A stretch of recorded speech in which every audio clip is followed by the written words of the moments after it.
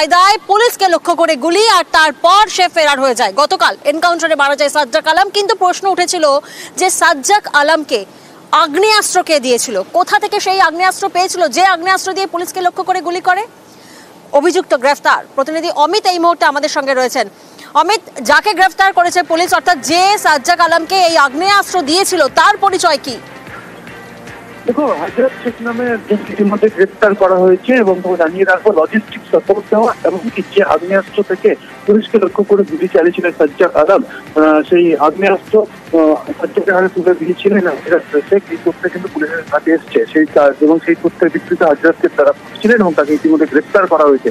তবে এই আগ্নেয়াস্ত্র হযরত শেখের মাধ্যমে আব্দুল হোসেন নামে এক বেআইনি অস্ত্র কারবারি পাঠিয়েছিল, এই তথ্য কিন্তু পুলিশের কাছে এসছে। আব্দুল হোসেনকে তারা ইতিমধ্যে তারা খুঁজছে। তবে জানিয়ে রাখবো যে লজিস্টিক সাপোর্ট দেওয়া, অর্থাৎ পুলিশকে লক্ষ্য করে গুলি চালানো এবং তারপরে বাংলাদেশ সীমান্তবর্তী এলাকায় পালিয়ে যেতে যে বাইক ব্যবহার করা হয়েছিল, এই তথ্য পুলিশের কাছে এসছে। সেক্ষেত্রে বাইককেও কিন্তু এই হযরত শেখ দিয়ে সাহায্য করেছিল। সাজ্জাককে তথ্য পুলিশের কাছে আসে এবং তারপরে হযরতকে খোঁজা হচ্ছিল। ইতিমধ্যে হযরতকে গ্রেফতার করা হয়েছে এবং অন্যদিকে অস্ত্র কারবারি, বেআইনি অস্ত্র কারবারি যে আব্দুল হোসেন রয়েছে, তারও কিন্তু খোঁজ চালানো হচ্ছে পুলিশের তরফে। বেশ, সাজ্জাককে লজিস্টিক সাপোর্টে ধৃত হযরত শেখ।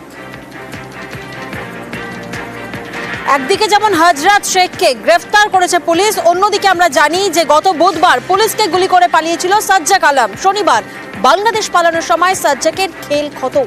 পুলিশকে গুলি করে পালানো সাজ্জাক পুলিশের গুলিতেই নিহত।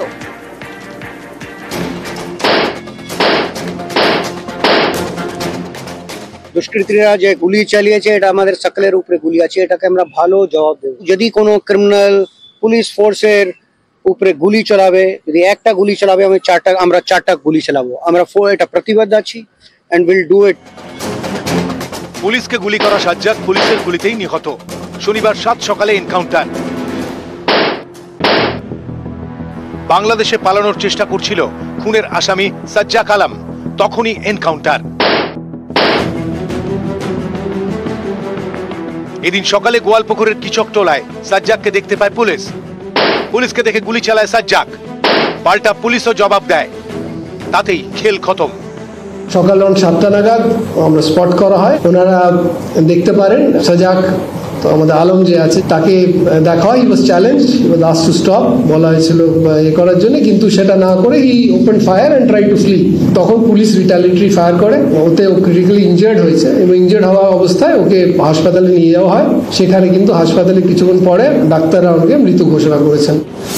25 বছরের সাজ্জাক আলম উত্তর দিনাজপুরের করণদিঘির বাসিন্দা, খুনের আসামি, 5 বছর ধরে জেলে।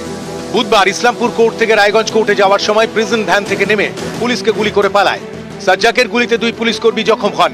উত্তর দিনাজপুরের গোয়ালপুকুরের এই ঘটনায় শোরগোল পড়ে যায়। বিভিন্ন জায়গায় শুরু হয় নাকা চেকিং। পুলিশের সন্দেহ ছিল বাংলাদেশে পালাতে পারে, কারণ তদন্তে জানা গিয়েছে সাজ্জাককে প্রিজন ভ্যান থেকে পালাতে সাহায্য করে আব্দুল হোসেন। এই আব্দুল বাংলাদেশি দুষ্কৃতী। আব্দুলই বুধবার কোর্ট চত্বরে সাজ্জাককে অস্ত্র দেয়। বাংলাদেশি আব্দুলের শ্বশুর বাড়ি গোয়ালপুকুরে। সাজ্জাকের খোঁজে বাংলাদেশ সীমান্তবর্তী এলাকায় শুরু হয় কড়া নজরদারি। শনিবার সকালে বাংলাদেশ সীমান্ত থেকে 5 কিলোমিটার দূরে গোয়ালপুকুরের কিচকটোলায় সাজ্জাককে দেখতে পায় পুলিশ। তাকে থামতে বললে পুলিশকে লক্ষ্য করে একাধিক গুলি চালায় সাজ্জাক। পাল্টা জবাব দিতে দেরি করেন বিরোধীধারীরা।